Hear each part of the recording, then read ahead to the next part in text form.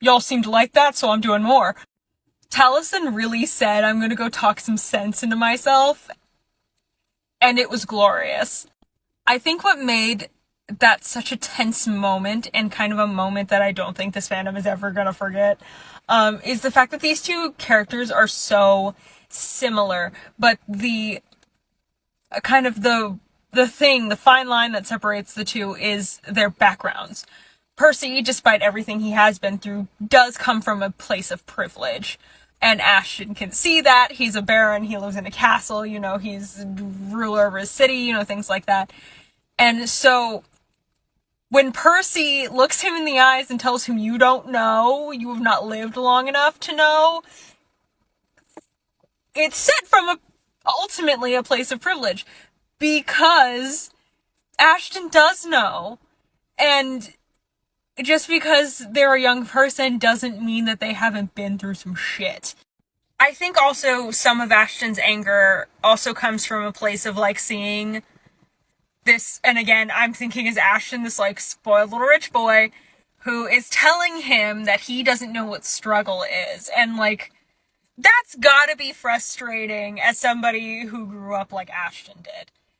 I think that was a place of, real anger for him, and I thought he was gonna blow up at Percy. I genuinely did, and I'm not saying I wish he would have, because I think that probably would have been counterproductive, but I thought for sure it was going to happen. Another thing that I think fundamentally separates these characters is Percy is more willing to sacrifice things for the greater good of what he protects. He has already lost family, he lost a party member, and so he knows what that loss feels like.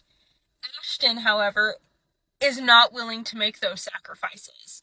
And I'm not saying it's a good thing or a bad thing going either way, but he is going to protect his friends, and he's going to protect the circle that he loves, and screw the rest of the world. He does not care about the rest of the world. He cares about this thing that he is building, and this thing that he has fought tooth and nail for already.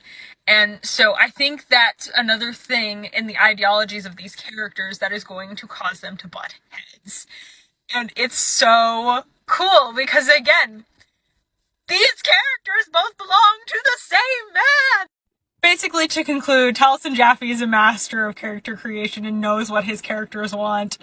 And I love Matt for being able to accurately portray what I think Percy would have said, because it's real easy to just be like, I think he would be sympathetic, but it's harder to make the play where I'm not going to give my players exactly what they want.